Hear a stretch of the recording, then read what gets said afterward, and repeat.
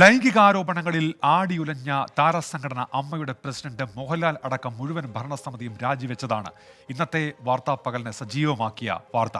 നേതൃത്വത്തിൽ താൻ ഇരുന്നപ്പോൾ ഉണ്ടായ വിവാദങ്ങൾ മനസ്സ് വേദനിപ്പിച്ചു എന്നാണ് എക്സിക്യൂട്ടീവ് യോഗത്തിൽ വികാരാധീനനായി മോഹൻലാൽ പറഞ്ഞത്. പുതിയ ഭാരവാഹികളെ തെരഞ്ഞെടുക്കും വരെ നിലവിലെ നേതൃത്വം താൽക്കാലിക ഭരണ സംവിധാനമായി തുടരും. ഹേമ കമ്മിറ്റി റിപ്പോർട്ടിലെ വെളിപ്പെടുത്തലുകളിൽ താരസംഘടന അമ്മ ആടിയുലയുമ്പോഴാണ് ഗത്യന്തരമില്ലാതെ മോഹൻലാലിനുൾപ്പെടെ രാജിവെച്ചൊഴിയേണ്ടി വന്നത്. സംഘടനയ്ക്കുള്ളിലെ കടുത്ത ഭിന്നതയും നേതൃത്വത്തിന്റെ കൂട്ടരാജിയിലേക്ക് എത്തിച്ചു. എക്സിക്യൂട്ടീവ് കമ്മിറ്റി ചേരുന്നതുവരെ കാത്തിരിക്കണമെന്ന് മറ്റു താരങ്ങൾ അഭ്യർത്ഥിച്ചെങ്കിലും കാര്യങ്ങൾ കൈവിട്ടതോടെ മറ്റു മാർഗമില്ലാതായി. ഓൺലൈനിൽ ചേർന്ന അടിയന്തര എക്സിക്യൂട്ടീവ് യോഗത്തിൽ മോഹൻലാൽ വികാരാധീനനായി. 17-അംഗ ഭരണസമിതിയിൽ കൂട്ടരാജി. ഇക്കാര്യത്തിലും ഭിന്നാഭിപ്രായമുയർന്നു. ജഗദീഷും ജയൻ ചേർത്തലയും എതിരഭിപ്രായം ഉന്നയിച്ചെങ്കിലും ഒടുവിൽ വഴങ്ങുകയായിരുന്നു. രാജിപ്രഖ്യാപനം വാർത്താക്കുറിപ്പിൽ ഒതുക്കണമെന്നായിരുന്നു ഒരുമിച്ചുള്ള തീരുമാനം. ആരോപണങ്ങളിൽ വിശദീകരണം നൽകേണ്ടി വരുമെന്ന ആശങ്കയിലാണ് വാർത്താ സമ്മേളനം ഒഴിവാക്കിയത്. ഒളിച്ചോട്ടമല്ലെന്ന എക്സിക്യൂട്ടീവ് അംഗം ജോയി മാത്യു.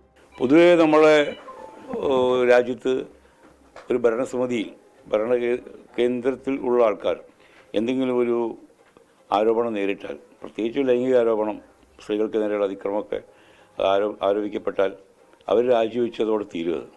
പക്ഷേ ഇത് ഞങ്ങൾ വേറെ മാതൃകയാക്കാണ്. ഭരണസമിതി മൊത്തം ഈ ഒരു ധാർമ്മിക പ്രശ്നത്തിൻ്റെ പേരിൽ രാജിവെക്കണം. അമ്മയെ നവീകരിക്കാനും ശക്തിപ്പെടുത്താനും കെൽപ്പുള്ള പുതിയ നേതൃത്വം ഉണ്ടാവട്ടെ എന്ന വാർത്താക്കുറിപ്പിൽ മോഹൻലാൽ കുറിച്ചു. 2 മാസത്തിന് ശേഷം നടക്കുന്ന തെരഞ്ഞെടുപ്പിൽ യുവനിര നേതൃസ്ഥാനത്തേക്ക് വരണമെന്നാണ് പൊതുവികാരം. പൃഥ്വിരാജ്, കുഞ്ചാക്കോ ബോബൻ, ടൊവിനോ തോമസ് അടക്കമുള്ളവരെ മത്സരിപ്പിക്കാനും നീക്കം നടക്കുന്നുണ്ട്.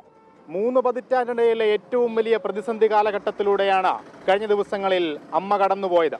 അപ്പോഴും താരങ്ങൾക്കെതിരായ ലൈംഗികാരോപണങ്ങളിൽ സംഘടനയ്ക്ക് മറുപടിയില്ല.